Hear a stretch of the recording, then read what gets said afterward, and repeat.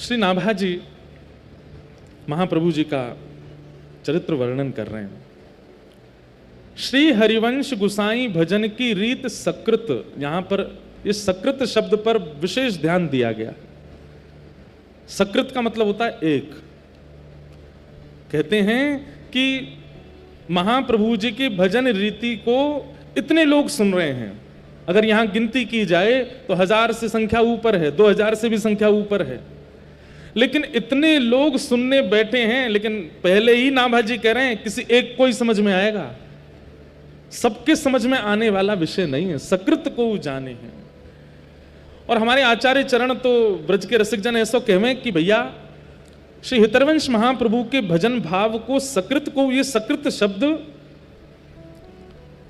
सेवक जी महाराज के लिए कहा है। श्री हितरवंश महाप्रभु के परम अनुयायी श्री सेवक जी, उनका भी चरित्र आएगा तो महाप्रभु जी के साथ में कहेंगे।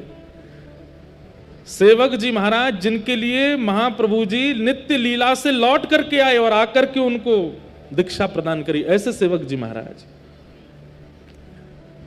तो कहते हैं कि सकृत शब्द सेवक जी के लिए कि वो ही समझ पाए, नहीं तो महाप्रभु जी की भजन रीति और उनके भाव रीति को सबको समझ में आ जाए, ये संभव नहीं है।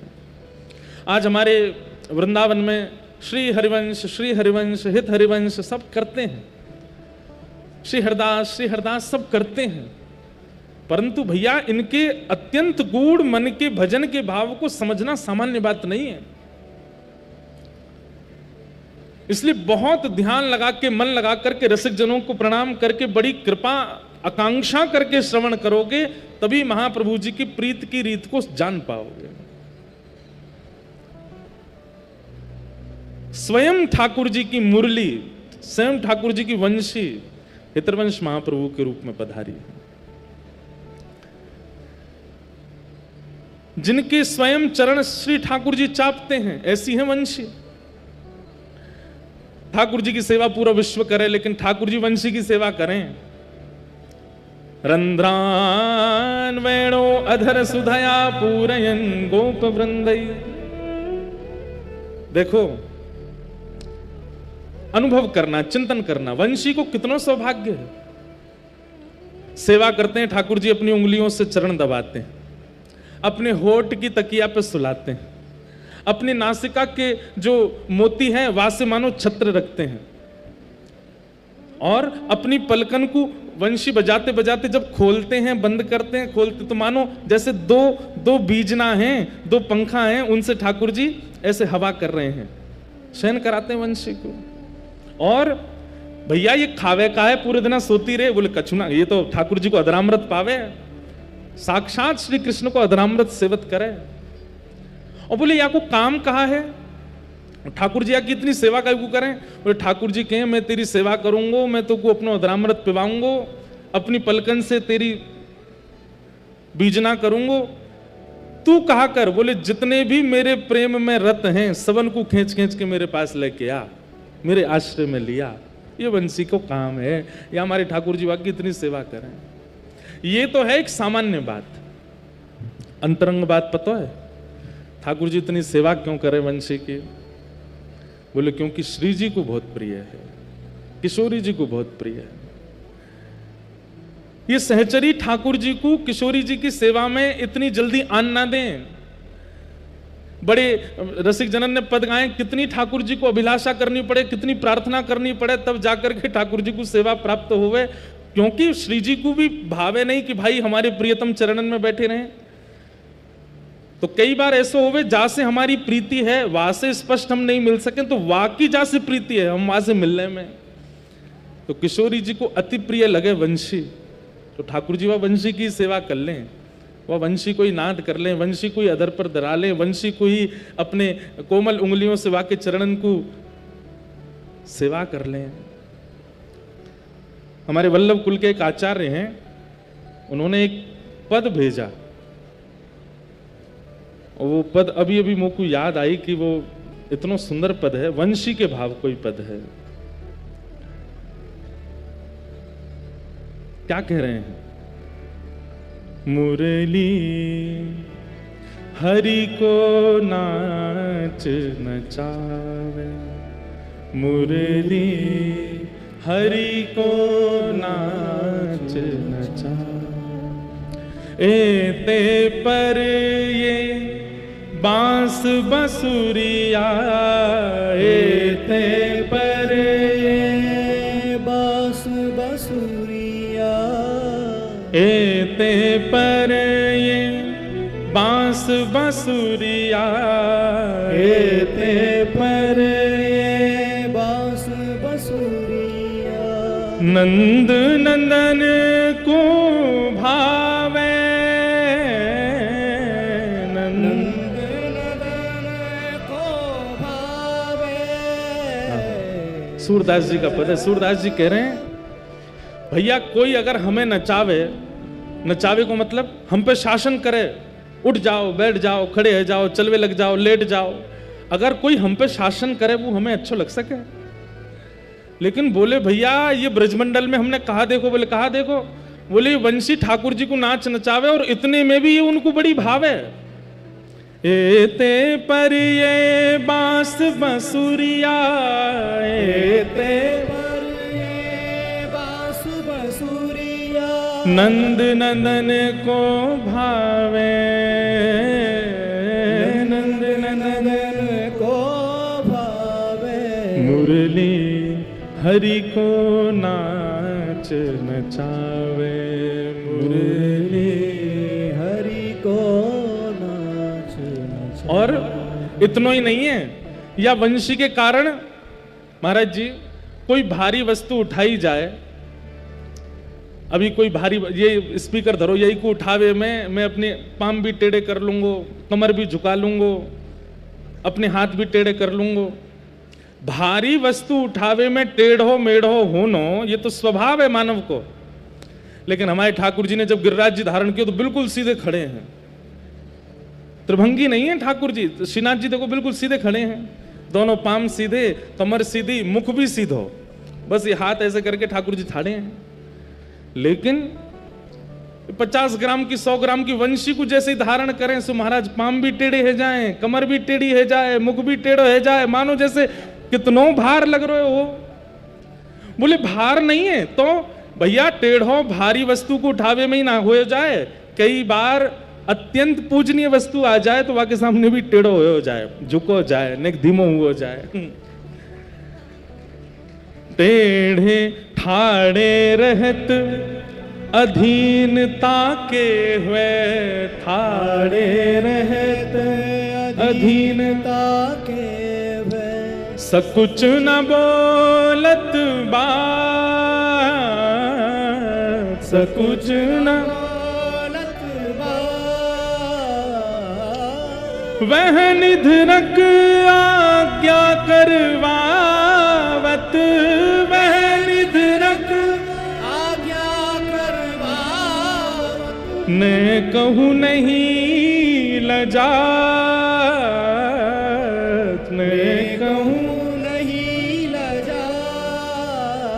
अरे ठाड़े रहत अधीनता के हुए, ठाकुर जी वंशी को धारण करने के लिए कैसे अधीन रहेंगे। राधारमण जी को देखो, बंगला बने हैं, पुष्प के बने हों, फलन के बने हों, 56 भोग ऐसे खड़े रहेंगे। अरे एक सामान्य सी बात है कि अगल बगल अगर कुछ योजना बनी है तो नेक हम इधर भी देखेंगे, इधर भी, पर ठाकुर जी ऐसे खड़े रहेंगे, राधा वल्लभ जी ऐसे खड़े रहेंगे, बिहारी जी ऐसे खड़े रहेंगे। क्यों? वंशी हाथ में है। बोले वाकई लैया इतने अधीन खड़े रहे तत्पर, और सकुच न बोलत बात, सकुचाते हैं उसके आगे बोलते नहीं है ठाकुर जी। ये गोपियां आपस में चर्चा कर रही हैं। और वह निधरक आज्ञा करवावत, और वो वंशी ठाकुर जी को आज्ञा करवावे, ने कहूं नहीं लजात। अरे कभी विचार ना करें, जगत नियंता जगदाधार परमेश्वर परमात्मा को अपने अधीन करके रखे।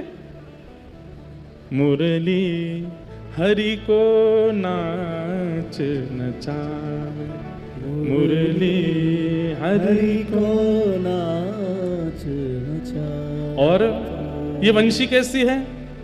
जब जानत अधीन भये हैं, जब जानत अधीन भये हैं। जैसे ही वंशी को पता चले कि लाला मेरे अधीन है गयो है, श्री ठाकुर जी मेरे अधीन है गए, तो कहा करे, देखत ग्रीव नवात, देखत ग्रीव नवात। ठाकुर जी जब वंशी बजाते बजाते अधीन है जाए तो कैसे बजाने लगे? ये हस्त कमल तो ऊपर को चलो जाए और ये मुखमंडल ठाकुर जी को इधर को झुक जाए, और ऐसे है करके ठाकुर जी अधीन है गए हैं वंशी के। अपनी ग्रीवा को झुका लें, अपनी गर्दन को झुका लें ठाकुर जी। पौढ़त अधर चलत कर पल्लव, पौढ़त अधर चलत कर पल्लव, रंध्र चरण पलटा, रंध्र चरण पलटा। और हम पैरिस करी कर अवलोकत, हम पैरिस कर कर अवलोकत, नासा पुट फरकावत, नासा खल पावत, सूर श्याम जब जब रीझत है, सूर श्याम जब जब रीझत है, तब तब शीश डुलात, तब तब शीस रुला, मुरली हरि को नाच नचावे, मुरली। हरि को एक दिना किशोरी जी ठाकुर जी से बोली, बड़े उमड़ घुमड़ के वंशी बजाओ, लाओ यार मोए दो, मैं बजाऊंगी। किशोरी जी बोली, आज हम वंशी बजाएंगे, तुम सुनो। ठाकुर जी बोले, अरे श्री जी आप ऐसा मत करो, आप तो बैठ के केवल सुनो, आप तो केवल आनंद करो, आप तो केवल नृत्य करो, आप मत बजाओ। सब ललता विशाखा बोली, क्यों डर रहे हो कि तुम तो बढ़िया बजा देंगी? इन्हें अंदर संकोच लग रहा है। ठाकुर जी बोले, नहीं नहीं, संकोच की बात ना है, श्री जी तो भैया हम तो बढ़िया ही बजाएंगे, लेकिन हे श्यामाजू आप तो केवल सुनो, आप मत बजाओ। किशोरी जी बोली, आज तो यही हट है कि हम वंशी बजाएंगे, हमें वंशी दो। ठाकुर जी बोले, अरे नहीं स्वामिनी जी, आप तो विराजी रहो, आप तो बस श्रवण करो। ललता विशाखा इतने तो पहुंच गई, हाथ पांव पकड़ लिए। ठाकुर जी बोले, दो हमें वंशी, आज श्री जी बजाएंगे। और वंशी ले जाकर के किशोरी जी को पधरा दे, बोले आप वंशी बजाओ। ठाकुर जी बोले, देखो मेरी बात मान जाओ, जे तुम पे नए बजेगी। ललता विशाखा बोली, श्री जी आज बजा के दिखाई दो, जे बहुत इतरा में इन्हें लगे, इन पे ही आवे, सबरे कला सबरे गुण इन पे ही आवे, आपने बजा के दिखाए दो। ठाकुर जी दूर हाथ जोड़ के खड़े हैं। यहाँ किशोरी जी ने जैसे ही अपने अधर पर वंशी धारण करी, अपने कोमल उंगलियों से जैसे उसके छिद्रों को आच्छादित किया, और जैसे ही प्राण पिरोए वंशी में, बजे ही नहीं। खूब फूंक मार ली, खूब स्वर दे दिए, लेकिन वंशी बजे ही नहीं। ललता विशाखा ठाड़ी है गई ठाकुर जी के आगे, कहा टोना करके आयो जी क्यों ना बज रही? अरे मैं पहले ही मना कर रहा हूं जी, ना बजेगी इन पे। क्यों नहीं बज रही है? हमारी श्यामा जी तो खूब सबरे वाद्य ने बजा ले, सबरे, कोई कला ऐसी नहीं है जो हमारी किशोरी जी पर नहीं आवे। अरे महाराज, जब किशोरी जी चले तो उनके नूपुरन से ध्वनि प्रकट होवे, उन ध्वनि इनको सरस्वती लिखवे बैठ जाए कि कोई संगीत के नए राग प्रकट है रहे हैं। आपकी वंशी नहीं बजेगी उनसे। क्यों नहीं बज रही है, या के पीछे रहस्य बताओ। ठाकुर जी बोले, पहले मुंह को पधराओ फिर बताऊंगा। जैसी वंशी पधराई तो ठाकुर जी बोले, हे श्यामाजू, आप जब वंशी नाद कर रहे हैं तो कौन को चिंतन करके बजा रही बताइयो? वंशी को स्वभाव है, जब तक कोई को चिंतन करके, कोई को हृदय में धारण करके, कोई को प्रसन्न करने की भावना से या में स्वर फूकोगे तभी ये मधुर बजेगी। आप कौन को चिंतन करके बजा रहे हैं? किशोरी जी बोली, अब और कौन है, आप कोई चिंतन करके बजा रहे हैं हम। बोले, वही तो बात है, मेरी वंशी अनन्य है। अनन्य मतलब ना अन्य है, ये एक की है। या वंशी को मैं जब भी बजाऊं तब आपको चिंतन करके बजाऊं। और मेरी वंशी को ये स्वभाव है कि किशोरी जी के चिंतन के बिना यदि या में कोई प्राण पिरोवे तो ये बजे ना है। हे श्यामाजू, आप तो मेरो चिंतन कर रही हो और मेरी वंशी अनन्य है, ये कोई और के चिंतन से बजेगी नहीं। या हमारे आपको भी अगर मेरी वंशी बजानी है तो अपनों ही चिंतन करना पड़ेगा, तभी बजेगी, ये नहीं तो नहीं बजेगी। मानो श्याम सुंदर कह रहे हैं, देख रही हो श्री जी, मैं तो अनन्य हूं ही आपको, लेकिन मेरे संग रहवे वाली वंशी, मेरो श्रृंगार, मेरो मोरपिच, मेरी पाग, मेरे कुंडल, ये सब भी अनन्य हैं। भैया ठाकुर जी कोई आपको दिखावे को थोड़ी तैयार हूं मैं, ठाकुर जी को श्रृंगार कोई आपके लिए। आप एक बात स्पष्ट मान ली हो, यदि आप अपने ठाकुर की सेवा अपने नेत्रन को सुख देवे के काजे करोगे तो ठाकुर जी चोखे लगेंगे। लेकिन ये विचार करोगे कि आज श्याम सुंदर निकुंज में जाएंगे, किशोरी जी भा जाएंगी, नहीं कि नहीं अच्छो से तैयार कर दूं, बात ना देखियो ठाकुर जी कैसे सुंदर तैयार होंगे, बार बार बलियां लेवे को मन होएगा, ऐसा होगा कि ठाकुर जी को नजर नहीं लग जाए। क्योंकि श्री ठाकुर जी को एक एक अंग अनन्य है किशोरी जी के लिए। वो मोर पिच्छ धारण करें, वो पीतांबरी पहने, वो वंशी धारण करें, जो भी कछु धारण किए सब किशोरी जी के सुख के लिए है। और वही वंशी श्री हितरवंश महाप्रभु के रूप में आई है। इसीलिए श्री नाभा जी कहते हैं, श्री राधा चरण प्रधान हृदय अति सुदृढ़ उपासी। हितरवंश महाप्रभु के चित्त की भावना कैसी, बोले राधा हृदय प्रधान। किशोरी जी के अलावा हम कोई को नाम भी नहीं जाने, ऐसी भावना है। कौन देवता, कौन महापुरुष, कौन सा अवतार, बोले हम तो एक ही जाने, बोले कौन, बोले राधा, बस या के अलावा हमको ये जाने ना है। क्यों? क्योंकि अब से नहीं भैया, ये द्वापर युग से ही अनन्य है किशोरी जी के। स्वयं श्याम सुंदर भी यदि कभी चाहें कि मैं वंशी में, इसलिए वंशी, मुरली और वेणु ये अलग अलग हैं।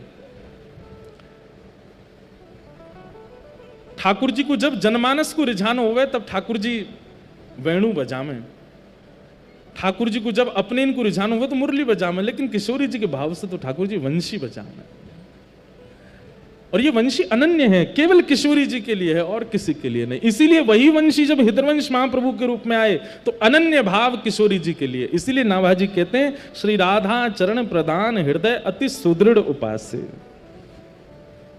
अरे ठाकुर जी भी पीछे हैं, पहले किशोरी जी, पहले लाडली जी।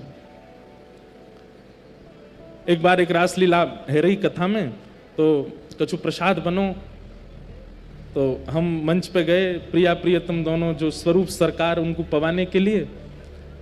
सामान्य सी बात है, हम लोगों ने ज्यादा पता तो है नहीं, हम सीधे गए प्रसाद लेकर के, जैसे ही ठाकुर जी को पवाने लगे, जो ठाकुर जी को स्वरूप बने, तो मुंह इशारों का करें, पहले इन्हें पवाओ, बगल में जो श्री जी बैठी हैं पहले इन्हें पवाओ।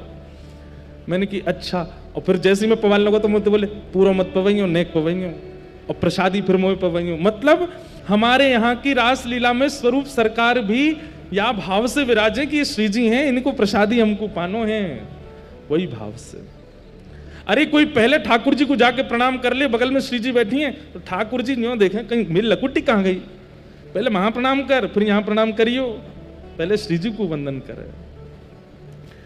तो ये सब भाव हमारे रसिक जन जब से विराजे, श्री हितरवंश महाप्रभु, स्वामी श्री हरदास जी महाराज आदि आदि, इन रसिकन के भाव से प्रधानता भई कि भैया ठाकुर जी भी हमारे जिनको पूजे उनको पहले वंदन। तो श्री राधा चरण प्रधान हृदय अति सुदृढ़ उपास। और कैसी उपासना, बोले सुदृढ़।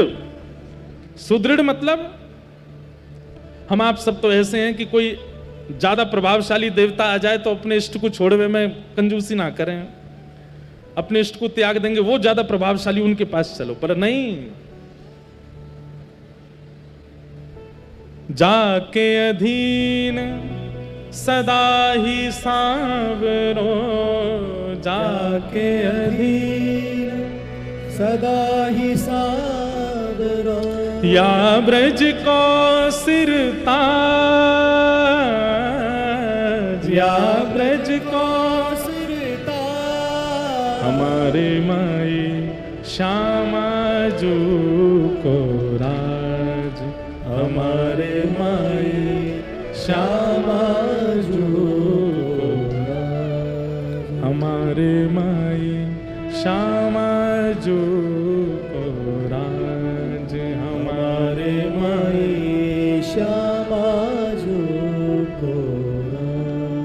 श्री विठ्ठल विपुल बिहारिन के बल श्री विठ्ठल विपुल बिहारिन के बल जो जलधर सोंगा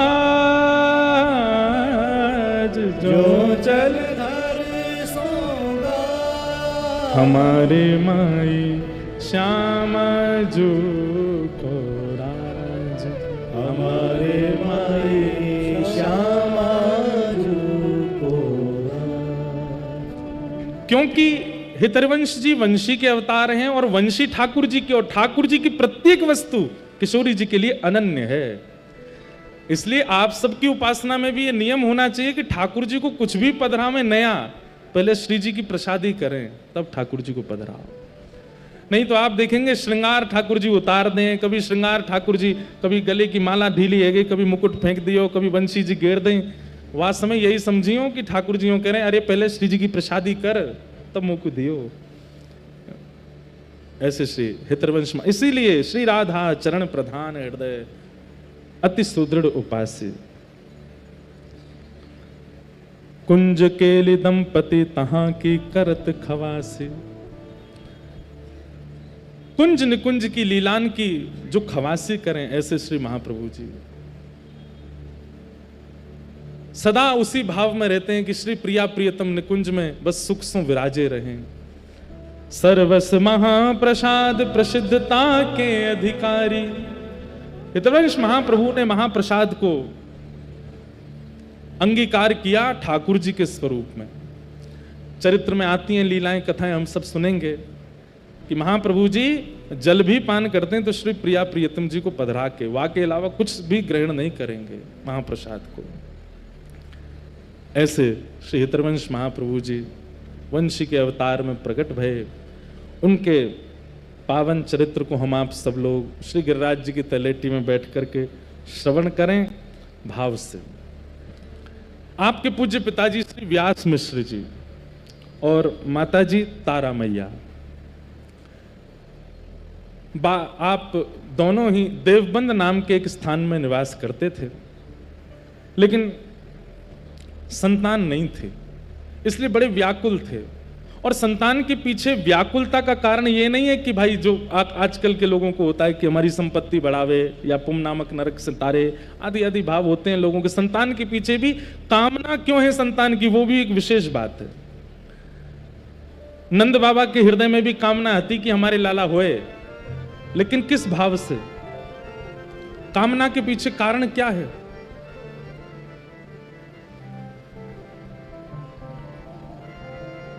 बोले गौ ब्राह्मण संत आदि इनकी सेवा है सके, ऐसा एक सेवक चाहिए, पुत्र की कामना नहीं है। सेवक की कामना से पुत्र की याचना करी, ठाकुर जी आ गए। श्री व्यास मिश्र जी के चित्त में भी भावना ऐसी थी कि ऐसे बालक घर में जन्मे जासे धर्म प्रचार भक्ति प्रचार की योजना बन सके। एक दिन आपके बड़े भैया श्री नरसिंह आश्रम जी महाराज, जो कि विरक्त हो चुके थे, उनके अनेक अनुयायी थे। एक दिन वो भ्रमण करते करते देवबंद आए, तब आप अपनी पत्नी के साथ उनको प्रणाम करने गए, श्री व्यास मिश्र जी तारा मैया के साथ। इन्हीं के बड़े भैया हैं, लेकिन हमारे यहाँ नियम है कि विरक्त हो संन्यास हो जाएं तो फिर उसके बाद पूर्व संबंधों को इतना विशेष महत्व नहीं, सब समान होते हैं। नरसिंह आश्रम जी को प्रणाम करने के लिए गए तो नरसिंह आश्रम जी ने जब तारा मैया का मुख देखा तो बोले, बहू आपके मुखमंडल की भावना से तो ऐसा लगता है कि आप किसी बात से उदास हो, क्या बात है? बहुत ध्यानपूर्वक सुनिएगा। तब आपने कहा कि एक संतान की कामना है, एक पुत्र हो परिवार में। नृसिंह आश्रम जी दिव्य दृष्टि वाले थे, उन्होंने देख करके ये अनुमान लगा लिया था कि इस जन्म नहीं, अगले जन्म में भी संतान की योजना तो नहीं है इनके यहाँ। उन्होंने ऐसे एक प्रवचन जैसे कर दिए कि लाली अब देखो जैसी ठाकुर जी की इच्छा है अब उसी इच्छा को ही सर्वोपरि मानो, जैसी व्यवस्था व्यवहार है उसी में ही राजी रहो। तारा मैया बोली, व्यास मिश्र जी तो शांति बैठे थे, लेकिन तारा मैया बोली तुम प्रभु अगर प्रारब्ध में जो लिखा है, भाग्य में जो लिखा है उसी पर चलना है तो फिर महापुरुषों के प्रणाम का क्या फल है। अब हमारे भाग्य में लिखा है कि आगे चल के हमको गिर जाना है, आगे चल के हमारा पतन हो जाना है, आगे चल के हमारे जीवन में जो भी होना है, तो फिर महापुरुषों के प्रणाम में इतना भी बल नहीं कि किसी का भाग्य परिवर्तित हो सके।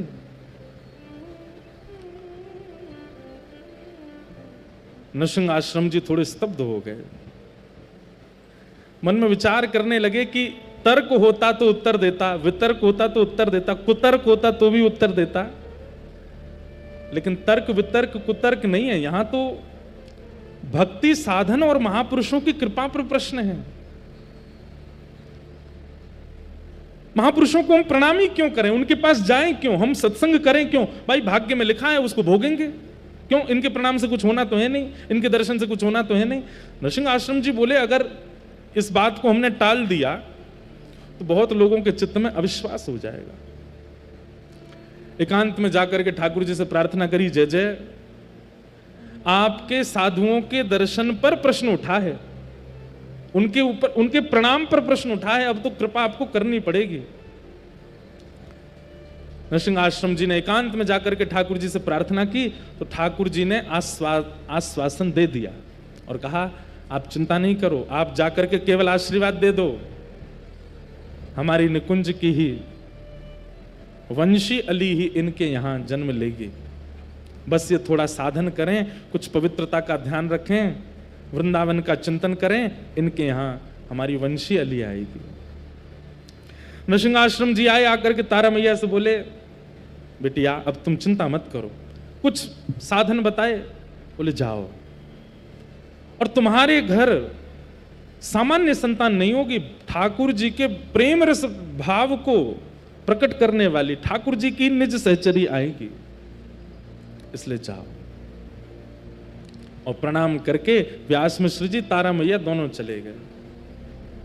अब देखो कितनी अच्छी बात, गर्भ में जो बालक है वो बालक भगवत भक्त है, उसका प्रमाण गर्भावस्था के समय ही मां को हो गया। वर्णन करते हैं कि तारा मैया जब रात्रि में शयन करती हैं और तभी गर्भ में श्री हितरवंश महाप्रभु का आगमन हुआ है, तो आपकी स्थिति कैसी है कि लेटे लेटे सोते सोते आपको निकुंज के दर्शन होते हैं, आपको यमुना जी का प्रवाह दिखने लगता है, आपको सुंदर इत्र की सुगंधी आने लगती है, और तभी मैया हड़बड़ा के उठ जाती हैं और उठ करके तभी व्यास मिश्र जी पूछते हैं क्या हुआ, आप क्यों इतना घबरा गए? बोले पता नहीं, सघन कुंज का दर्शन हो रहा था, यमुना जी का निर्मल जल प्रवाह दिख रहा था, बड़ी सुंदर सुंदर कुंज दिख रही थी, अच्छी सी एक सुगंधी आ रही थी, कभी लगता था जैसे मानो गुलाब के पुष्प की हो, मोंगरे के पुष्प की हो। व्यास मिश्र जी बोले आपने कुछ सोचा होगा इसलिए वो चिंतन में आ गया होगा, सो जाओ। लेकिन ये तारा मैया का चिंतन नहीं है, गर्भ में आए हुए श्री हितरवंश महाप्रभु का चिंतन है, वो उनको सुनाई देता है। अब तो चलते चलते कभी नेत्र बंद हो जाते हैं, फिर से निकुंज के दर्शन होने लगते हैं, फिर से सुगंधी आने लगती है, फिर से सुंदर सुंदर वृंदावन के निकुंज वल्लरियों के दर्शन, यमुना जी का दर्शन, रज का दर्शन होने लगता है, गिरिराज जी का दर्शन होने लगता है, जबकि तारा मैया ब्रज गई नहीं है। व्यास मिश्र जी से निवेदन करती हैं कि मुझे ऐसा लगता है कि मुझे ठाकुर जी के निकुंज श्री वृंदावन का दर्शन होता है। व्यास मिश्र जी बोले हम तो कभी गए नहीं, तो वहां को दर्शन कैसे है जाए आपको? बोले पता नहीं, मुझे दिखता है ऐसा मार्ग है सुंदर, उस पर प्रिया प्रियतम के चरण चिन्ह बने हैं, जगह जगह महावर लगे हैं, कहीं ठाकुर जी के हाथ में चंदन लगा है, किसी वृक्ष को छुआ है वहां ठाकुर जी के हस्त चिन्ह है, कहीं पर वृंदा का वन है, कहीं पर सुंदर मोगरे का वन है, कहीं गुलाब का वन है, और सामने यमुना जी कलकल करती बह रही हैं। व्यास मिश्र जी बोले आपको कैसे पता कि वो वृंदावनी है? बोले पता नहीं क्यों चित्त में ऐसा भाव उत्पन्न होता है कि ये वृंदावन है।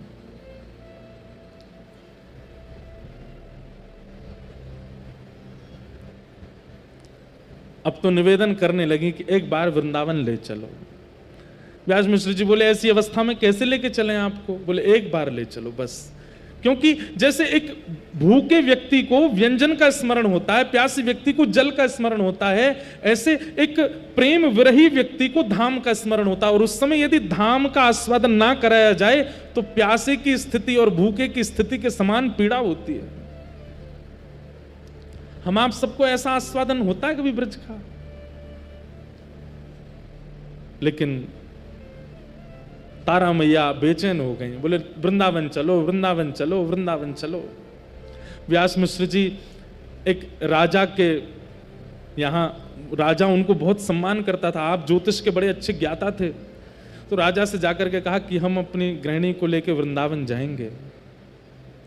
तो राजा ने कहा महाराज जी आपकी आज्ञा हो तो हमें आगरा जाना है किसी काम से, हमारे संगी आप हो लीजिए, संग में खूब सेवक आदि भी हैं, तो उनकी गर्भावस्था अभी समय है, सेवा भी हो जाएगी। और निकल पड़े वृंदावन की ओर। कहते हैं ज्यों ज्यों वृंदावन की ओर पालकी बढ़े त्यों त्यों तारा मैया के नेत्र अपने आप सजल हो जाते हैं। बंधु दो प्रकार से भाव चित्त में प्रकट होते हैं, या तो रसिक जनों के संग के द्वारा रसिक जनों की वाणी सुनकर के भाव उत्पन्न होता है, या ठाकुर जी का कोई वैष्णव भक्त या वैष्णव जन आपके द्वारा इस संसार में आना हो तो चित्त में ऐसे भाव उत्पन्न होते हैं। बैठी बैठी तारा मैया रोने लगती हैं, श्री वृंदावन प्राण वृंदावन जीवन वृंदावन कहने लगती हैं। व्यास मिश्र जी समझ नहीं पाते कि ये स्थिति इनकी बन कैसे रही है। जैसे वृंदावन पहुंचे, अब राजा ने तो अपनी सभा वहीं उनको कह दिया कि आप लोग दर्शन करो, हम आगरा निकलते हैं, कुछ लोगों को छोड़ दिया साथ में। अब स्थिति यह है कि तारा मैया चल रही हैं वृंदावन में, और उस समय में वृंदावन में कुछ भी नहीं है, और वो अपने आप कहती हैं आगे आगे एक वन में एक ऐसा पुष्प लगा होगा। व्यास मिश्र जी कहते हैं आपको कैसे पता? बोले देख लेना, और आगे चल के देखते हैं तो वही पुष्प मिलता है। अब देखो यहां से हम इधर मुड़ेंगे ना, थोड़ी दूर तो वहां से यमुना जी दिखाई देंगी, और थोड़े हम आगे जाएंगे तो वहां एक टीला होगा, वहां से गिरिराज जी दिखाई देंगे। और व्यास मिश्र जी जहां जहां जाएं तो जैसा मैया पहले बता दें वैसा ही उनको दिखाई दे। व्यास मिश्र जी भी समझ गए कि इनका स्वप्न असत्य नहीं था, इनका चिंतन असत्य नहीं था। यमुना जी के तट पर बैठ गई मैया और बस चिंतन कर रही हैं, आस्वादन कर रही हैं, मानो यही जीवन है, यही प्राण है, यही सर्वस्व है। वृक्ष को स्पर्श करती हैं तो मानो ऐसा इच्छा होती है कि इसको हृदय से लगा लूं। सायंकालीन समय हुआ, व्यास मिश्र जी बोले देवी अब चलें, रात्रि हो गई है, ये बड़ा निर्जर वन है, यहाँ पे बड़े बड़े राक्षस प्रवृत्ति वाले लोग रहते हैं, हमें यहाँ से चलना चाहिए। वृंदावन से जैसे निकलने लगे उनकी तो स्थिति ऐसी हो गई कि अब वृंदावन से जा ही नहीं पा रही है, मानो जैसे बार बार पीछे मुड़ के देखती हैं और कहती हैं कुछ योजना नहीं बन सकती कि हम यहीं रह जाएं।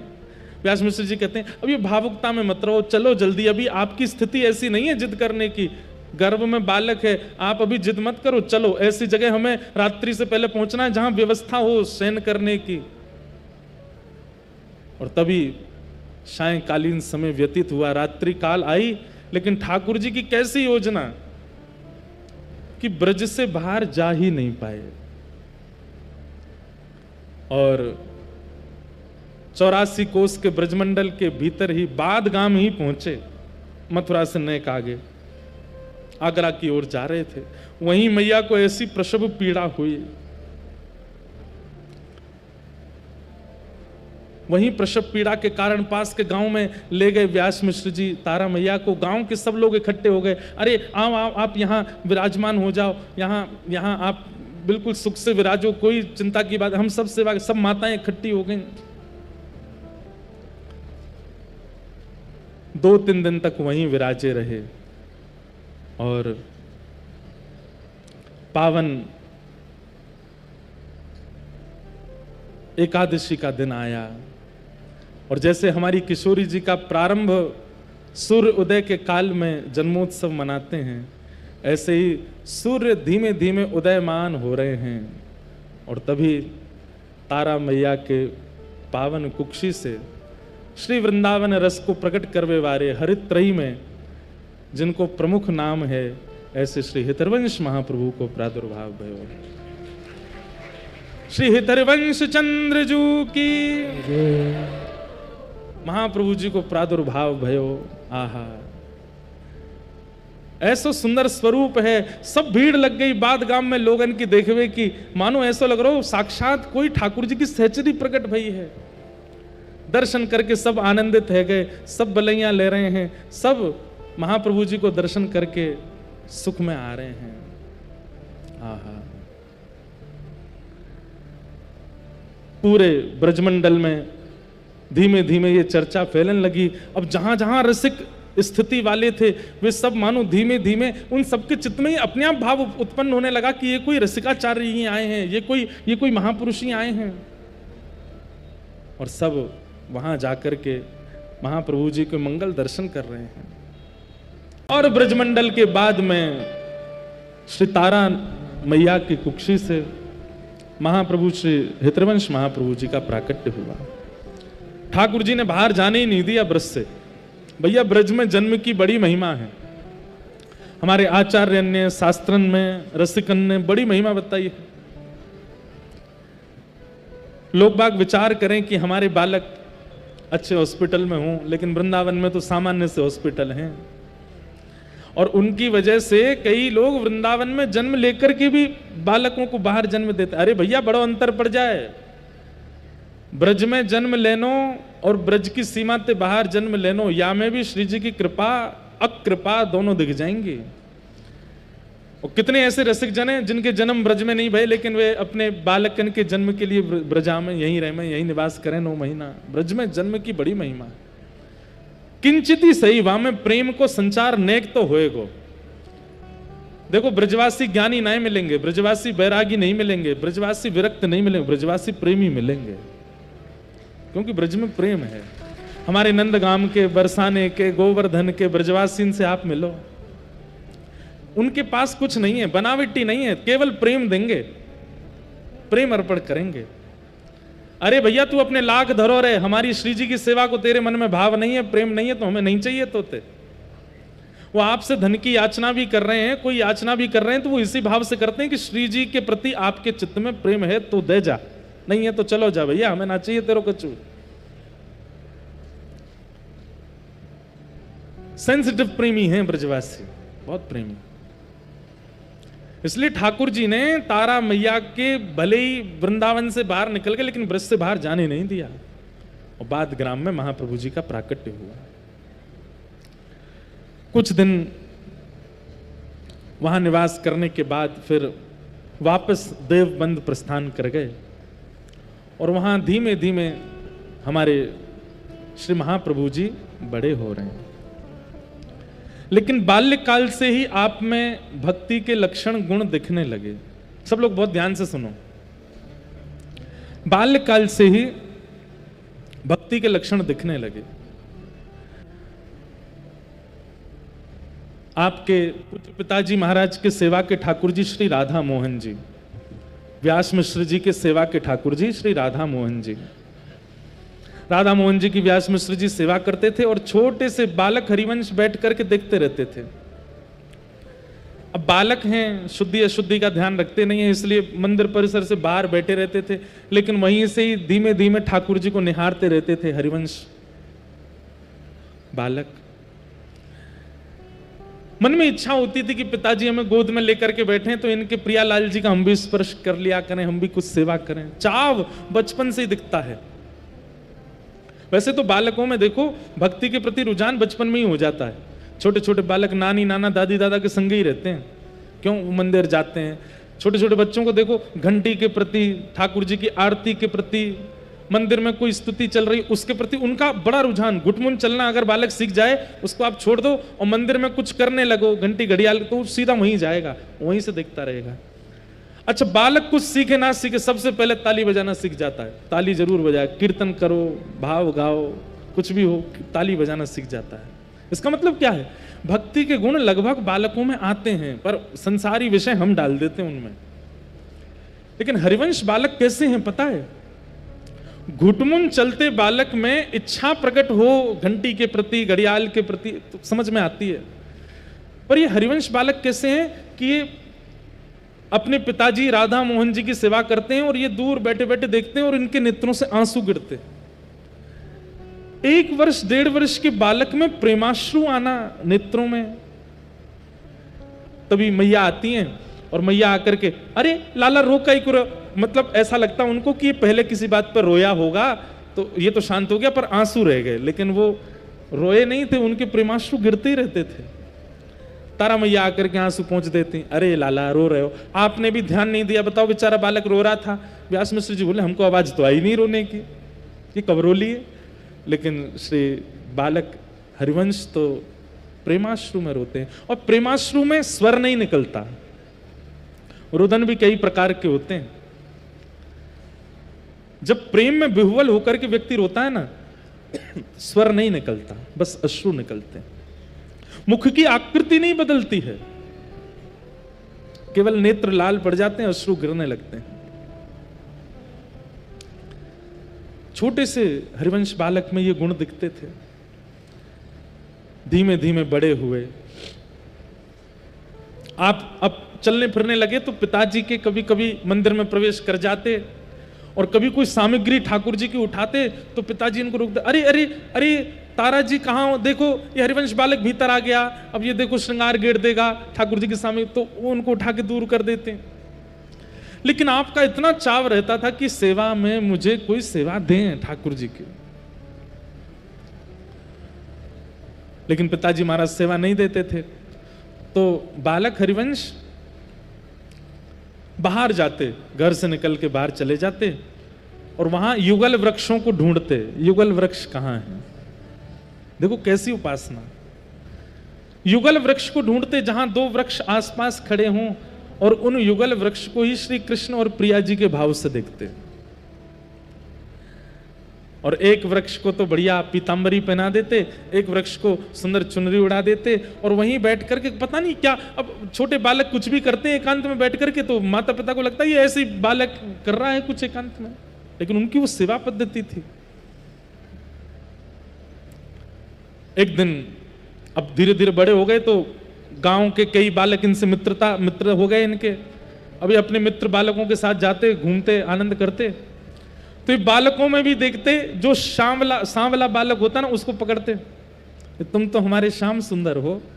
और जो गोरा बालक होता उससे कहते, अरे ये तो हमारी श्री जी हैं। और दोनों बालकों को एकांत में ले जाते और फिर उनका भी श्रृंगार कर देते। जो सांवला बालक होता उसको मुकुट पहना देते, सिर पर ऐसे पीले वस्त्र बांध करके पाग धरा देते। वो बालक उठ के जाता, रो मत श्याम सुंदर, अभी भोग लगा देंगे, बैठो यहीं पे।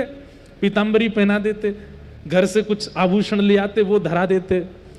और बेचारा जो गोरा बालक होता था उसके नथनी पहना देते, कानन में कुंडल धरा देते, सिर पर चुनरी उड़ा देते। अब सब पुराने काल में तो हमारी जैसे ये आजकल वाली हेयर स्टाइल नहीं होती थी, थोड़े बड़े केश ही होते थे, लगभग समूह के केशों को खोल करके बढ़िया सुंदर। और ये हमारी श्यामा, दोनों की बलैया लेते, आरती करते। वो बालक रोते तो उनके चरण पकड़ते, अरे श्यामा जी आप क्यों रो रही हो, आप मत रो ना, मैं आपको भोग लगाऊंगा, मैं आपको ये कराऊंगा। और फिर वो दोनों बालक भाग जाते अपने अपने घर को। तो विचार करते, आहा प्रिय प्रीतम दोनों कुंज में गए, अब विलास करेंगे, अब महाराज विहार करेंगे। वो सांवला बालक रोते रोते अपने घर गया। माता पिता बोले, जे क्या करे आया? बोले हरिवंश बालक श्रृंगार कर देता हमारा। सांवले बालक को तो फिर भी ठीक, लेकिन जो गोरा बालक गया, उसकी माता जो, एक कौन सी नई बहू आई है? अरे नई बहू नहीं, आपको लाला हूं मैं। बोले ये क्या बन के आया है तू? बोले वो हरिवंश बालक श्रृंगार कर देता है। तो महाराज लोग बाग जैसे गोपियां शिकायत लेकर के यशोदा मैया के पास जाती, ऐसे शिकायत ले लेकर के देवबंद की सब गोपियां आती तारा मैया के पास। बोले मैया तुम्हारे लाला को कैसे स्वभाव है? बोले क्यों? ये हमारे बालकन ने छोरी बना दे, छोरा बना दे, उनको श्रृंगार मुकुट उकुट धरा दे। अब तारा मैया हरिवंश बालक को, लाला ऐसा नहीं करते, ऐसे तुम क्या ऐसे तो नहीं, वो प्रिया जी हैं मैया, वो श्याम सुंदर है, वो प्रिया जी हैं। अब ये हो गया कि बालकों से मना कर दिया इनके साथ मत खेलो, तो बेचारे अकेले घूमते, दूर से बालकों को तुम इधर आ जाओ, नहीं तुम श्रृंगार कर दोगे, नहीं आ रहे, तो फिर वृक्षों का श्रृंगार करते। बोले ठाकुर जी कोई जीव में ही थोड़े ही है, वो तो सब जगह है। तो युगल वृक्षों का श्रृंगार करने लगे, ना जाने कितने वृक्षों का श्रृंगार किया, क्योंकि पिताजी निज सेवा देते नहीं है। एक दिन इनके मन में भाव आया, बोले आज श्याम सुंदर तो बनेंगे श्यामा सखी, और लाल जी और लाडली जी बनेंगे दान लेवे वारे लाला। लीला ऐसी है कि किशोरी जी ठाकुर जी से बोली तुम हमसे दान मांगो, दही को, मक्खन को, दूध को। ठाकुर जी बोले तो ये तो हमारा अधिकार है, मथुरा को मार्ग हमारे पिताजी ने बनाया, तो यह मार्ग को कर लेने को अधिकार हमारो है। तो किशोरी जी बोली एक बार तुम दान लेके जाओ और हम लूटेंगे, तुम्हें तो पता चले कैसा लगे। तो ठाकुर जी बोले ठीक है।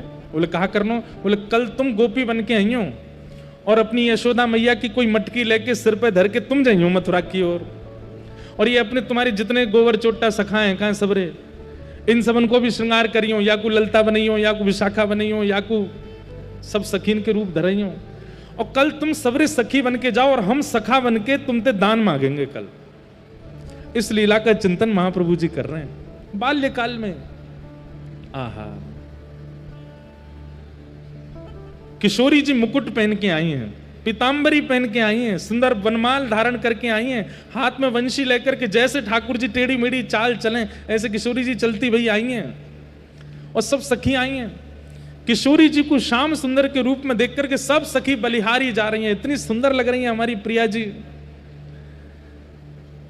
लेकिन जैसे ही श्यामा सखी आई, जब श्याम सुंदर सखी बन करके आए, सिर पर सुंदर सुंदर ओढ़नी डाली है, आंखन में लंबो लंबो काजल लगाया हुआ है, नाक में नथ बेसर, छुपके यशोदा मैया को श्रृंगार ढूंढ ढांड के पहन के आए हैं जैसे तैसे, और जैसे ही सिर पे मटकी लेके जैसे सब सखी चले, ऐसी गजगामिनी चाल में ठाकुर जी चलते हुए आ रहे हैं।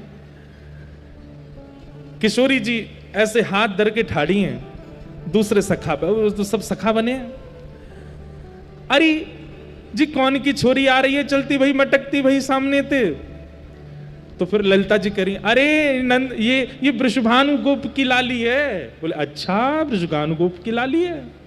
अरे लइयो तो लगे बहुत दिनाते नहाई नहाए, ऊपर कहा लेके जा रही? बोले दूध लेके जा रही। बोले या को मटकी फोड़ दें, या को स्नान करा दें आज। अब सामने ठाकुर जी सुनने, नहीं नहीं नहीं नहीं, अरे अरे ठाकुर जी ऐसा मत करियो, मैं भीज जाऊंगी सबरी, दूध में है जाऊंगी, और मेरे पिताजी नई नई साड़ी लेके आए, नई ये लेके, ना ना आज तो नवामेंगे। अब ठाकुर जी की तरह गिलोल लेकर के श्री जी पीछे भाग रही हैं, ठाकुर जी आगे भाग रहे हैं। ललिता विशाखा सखा बन करके सब रास्ता रोक रही हैं, पीछे पीछे अपने लहंगाने संभालते हुए मधुमंगल श्री दामाऊ आ रहे हैं, कभी इधर को गिर रहे हैं कभी उधर को गिर रहे हैं। अब इस छवि का दर्शन कर रहे हैं। तो आज हरिवंश महाप्रभु के मन में आया, बोले आज तो यही श्रृंगार होना चाहिए, और युगल वृक्ष के पास जाकर के मुकुट धरा दियो श्री जी को, पीतांबरी धरा दी श्री जी को, पजम्मी धरा दी श्री जी को, और लहंगा चुनरी नथ बेसर ये धरा दी श्याम सुंदर को। क्योंकि जो वाम भाग को वृक्षों को वो ठाकुर जी हैं, और जो दाहिने भाग को वृक्षों को वो किशोरी जी हैं। ठाकुर जी के लिए वाम भाग में किशोरी जी हैं, पर हमारे लिए तो वाम में ठाकुर जी, दाहिने में किशोरी जी। जैसे श्रृंगार किया, आहा कितने सुंदर लग रहे हैं, कितने मनोहर लग रहे हैं, कितने प्यारे लग रहे हैं। आपके पिताजी अपने ठाकुर जी का श्रृंगार कर रहे थे और खिड़की में से देख रहे थे कि हरिवंश बालक श्रृंगार कर रहा है, और तभी वो देखते हैं कि चलो अच्छा है श्रृंगार ऐसे सीख जाएंगे, फिर कल को ठाकुर जी की सेवा करेंगे। पर आपने विचार किया है ये वाम भाग के वृक्ष को तो श्री जी का श्रृंगार धराया, और दाहिने भाग के वृक्ष को लाला को श्रृंगार धराया। कोई नहीं, अभी बालक ही तो हैं, भूल गए होंगे, विपरीत श्रृंगार कर दिया, आएंगे ना जब तो समझा दूंगा मैं। और व्यास मिश्र जी अपने ठाकुर जी की सेवा करके रसोई घर में गए, जैसे ही लौट करके आए प्रसाद लेकर के भोग लगाने के लिए, जैसे ही अपने राधा मोहन प्रभु जो उनके सेवा के ठाकुर जी उनके सामने पधराया प्रसाद और नेत्र उठा करके श्रृंगार देखा तो घर के ठाकुर जी ने भी विपरीत श्रृंगार कर लिया। किशोरी जी ने मुकुट धारण कर लिया, पीतांबरी पहन ली है, श्याम सुंदर की तरह श्रृंगार, और मंदिर के और ऐसे नहीं कि उल्टो सीधो, बिल्कुल व्यवस्थित, जैसे मानो यही करके गए हो श्रृंगार। नथ बेसर पहनी है, मुख में लालिमा लगाई है, चुनरी ओढ़ करके ठाकुर जी खड़े हैं। हमारे गोरीलाल कुंज में यही तो भेद है जो सबको पता नहीं है। वहां क्या है, बोले गोरीलाल, वहां गोरी जो हैं, किशोरी जी जो हैं, वो लाला बन के खड़ी हैं, और लाला जो है वो श्री जी बन के थाड़े हैं, इसीलिए वहां स्थान को नाम है गोरीलाल। वहां जब आप दर्शन करने जाओगे तो ठाकुर जी जो हैं वो वास्तव में किशोरी जी हैं, और श्री जी जो बगल में खड़ी हैं वो ठाकुर जी हैं। महाराज जी ने एक भेद और बताया मोको, अभी जब होली पे गए तो महाराज जी बोले एक भेद और बताया। मैंने कहा हाँ, बोले ठाकुर जी जो है ना ये पाटे पे खड़े हैं, क्यों? लाडली जी से छोटे हैं हाइट में, क्योंकि श्री जी हैं, इसलिए पाटा के ऊपर खड़े हैं लाला बन करके। तो बोले कौन है? बोले श्री जी हैं, और बगल में जो चुनरी ओढ़ करके ठाड़ी है वो ठाकुर जी हैं, इसीलिए गोरी लाल। वहां लाल जो है वो गोरी बन के ठाड़ी हैं, इसीलिए गोरी लाल कुंज। हमारे लाला को श्री जी को रूप धारण करना बड़ा अच्छा लगे, तो आज महाप्रभु जी ने ऐसा श्रृंगार किया। लेकिन व्यास मिश्र जी बोले ये जो श्रृंगार बाहर वृक्षों का हुआ ये मेरे ठाकुर जी का कैसे हो गया? तो थोड़े थोड़े उनको संकेत लगने लगे कि हमारा बालक सामान्य नहीं है, ये कोई ठाकुर जी की निज सहचर्य है।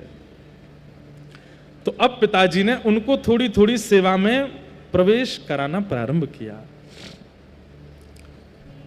आज शरद पूर्णिमा थी और प्रिया प्रियतम दोनों ने श्वेत श्रृंगार धारण किया है। श्वेतई पटका, श्वेतई पाग, श्वेतई पजम्मी, श्वेतई पीतांबर, सब कुछ श्वेत है। आज पीतांबर नहीं, आज श्वेतांबर है, सब श्वेत पहना है। अच्छा, इसके पीछे राज क्या है? श्वेत क्यों? क्योंकि शरद पूर्णिमा की जो चंद्रमा की किरण है वो आज सबको एक रंग कर देती है। सबके वस्त्र श्री जी के भाव से दिखने लगते हैं और सबके मुखमंडल जो वो श्याम सुंदर की तरह दिखते हैं सखियों के, इसलिए श्वेत धारण करते हैं शरद पूर्णिमा को। आप श्वेत पहन लीजिए, सफेद पहन लीजिए, तो आप कितने भी गोरे हो अपने वस्त्र के आगे सांवले ही लगोगे। अगर आप सफेद पहन लोगे तो नेक सांवरो ही आपका मुखमंडल जो है वो बिल्कुल वस्त्र जैसा तो होगा नहीं, थोड़ा तो धीमा पड़ेगा। इसलिए शरद पूर्णिमा पर मुखमंडल सबके जो हैं वो श्याम सुंदर और जो आवरण है वो किशोरी जी, इसलिए श्वेत धारण होता है। और भावना ऐसी कि चंद्रमा की किरण से पूरा ब्रजमंडल जो है वो श्वेत आच्छादित हो जाता है। श्वेत वस्त्र पहने। आपके पिताजी ने आपको बीजना दिया पंखा और कहा लाला आज प्रिया प्रियतम रास विहार कर रहे हैं, मैंने एक भोग की थाली लेके आऊं तो यहां खड़ो खड़ो ने एक पंखा जल दे। हरिवंश बालक खड़े हो गए। प्रिया प्रियतम की रूप छटा को देख करके वो तो भाव विह्वल हो रहे हैं, इतने सुंदर लग रहे हैं आज श्याम सुंदर। पंखा जलते जलते जलते जलते नेत्र बंद हो गए और नेत्र बंद होते ही जो प्रिया प्रियतम सामने मंदिर में विराजमान है वही प्रिया प्रियतम उनके नेत्रन के भीतर एक निकुंज में सचल भाव से प्रकट हो गए। उनके हाथ भी हिल रहे हैं, उनके चरण भी चल रहे हैं, दोनों एक दूसरे को हाथ पकड़ करके नृत्य कर रही हैं और महाप्रभु जी के अविरल अश्रुधार नेत्रों से गिर रहे हैं। बीजना झलनो भूल गए, खड़े खड़े उस सुंदर छटा का दर्शन करते करते महाप्रभु जी आनंदित हो गए। इतने में पिताजी आ गए व्यास मिश्र जी, और व्यास मिश्र जी क्या देखते हैं? नेत्रों से अविरल अश्रुधारा गिर रही है। छोटी सी श्री जी हैं, छोटे से ठाकुर जी हैं और उनकी छोटी सी चुनरी सिर पे धरी है और नेक्से से ठाकुर जी की मुक्तामाला बड़ी है कि गले में बिल्कुल यहां पड़ी है और ये तो झूम झूम के नाच रहे हैं। महाप्रभु जी बोले बालक हरिवंश, बालक हरिवंश, जैसे ही स्पर्श किया जाकर के मूर्छित होकर के गिर पड़े। चुनरी कहीं और से नहीं आई है, प्रिया जी ने अपनी चुनरी दी है, गले की मुक्ता माला ठाकुर जी ने दी है। देख करके व्यास मिश्र जी और तारा मैया दोनों चर्चा करें, बोले ये कैसी लीला होती है हमारे घर में, ये बालक कोई सामान्य नहीं है, ये बालक कोई सहज नहीं है। और थोड़ी देर बाद होश आए तो होश में आके दंडवत प्रणाम करके और बालक हरिवंश छोटे बालकों की तरह चले गए बाहर खेलने बच्चों के साथ। वो बीच बीच में आवेश आता है उनको वंशी अली का।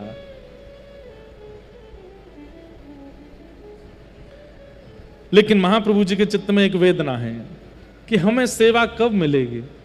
अब ऐसे रास का भी पद है, झूला का भी एक पद है कि महाप्रभु जी एक दिन झूला झूला रहे थे, झूला झूलते झूलते झूलते हाथ से छूट गई। वो और भी सुंदर लीला है। एक दिन पिताजी बोले आज हिंडोला उत्सव है ठाकुर जी का, चलो ठाकुर जी का हिंडोला झुलाओ।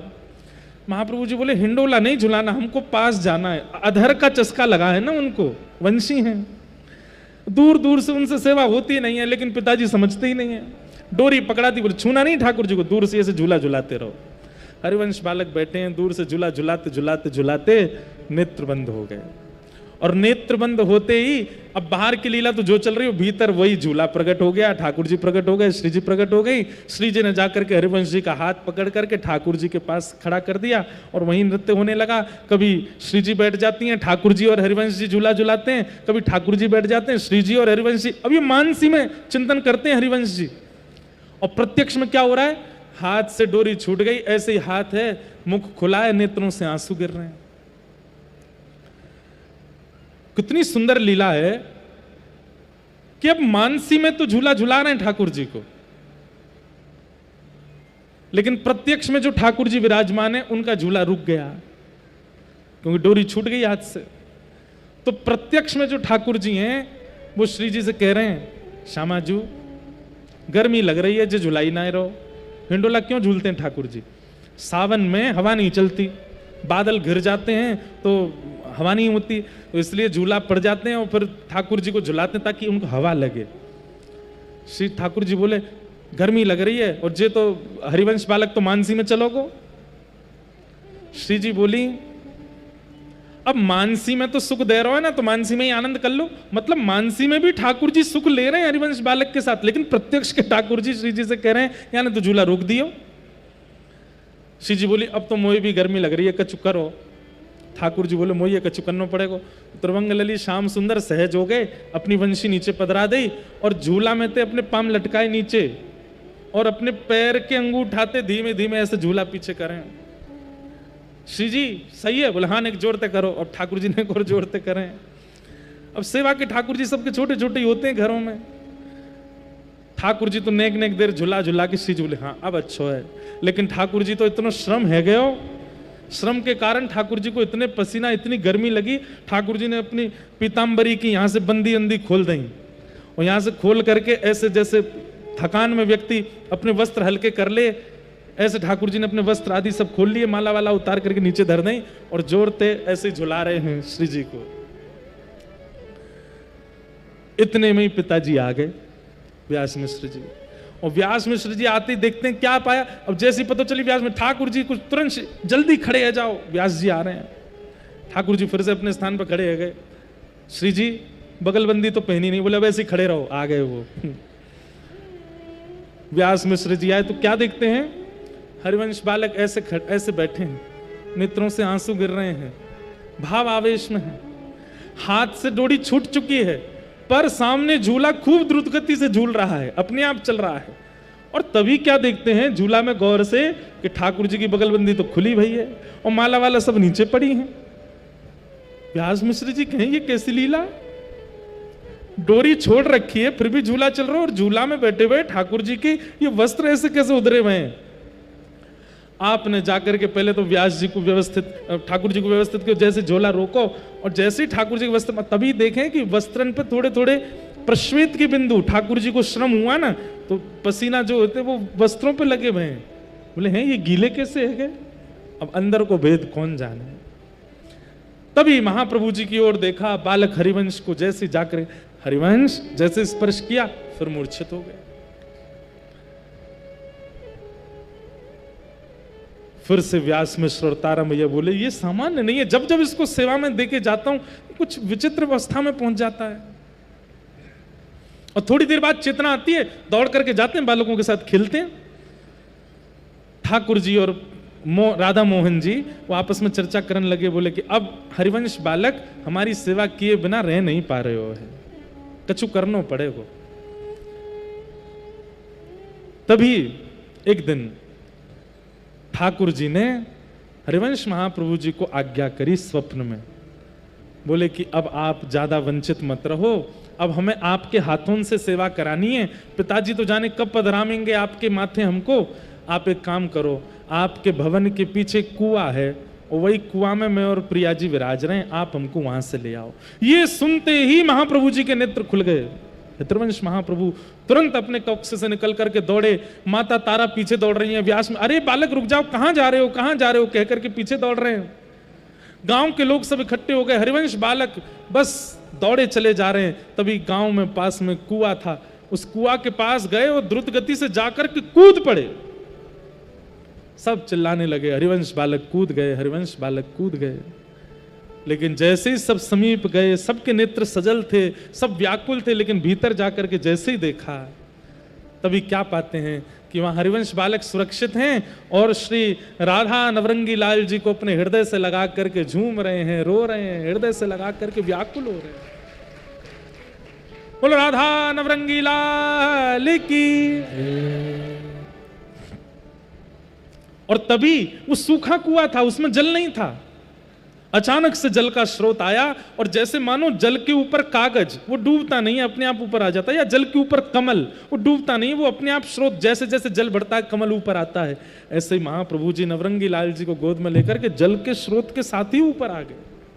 ये आश्चर्य तो सबने देखा। और ऊपर आकर के अपने ठाकुर जी को लेके चले गए और अपने ठाकुर जी की अलग व्यवस्था करी, उनका श्रृंगार कर ये कर सब व्यवस्थित किया। माता पिता बड़े प्रसन्न हैं कि चलो ठाकुर जी खुद ही आ गए इनके पास। लेकिन अब हरिवंश बालक पूरे दिन केवल और केवल अपने ठाकुर जी की सेवा करते रहते हैं और कुछ नहीं करते, ना खेलते हैं, ना डोलते हैं, ना कोई और काम, केवल अपने ठाकुर जी की सेवा करते हैं।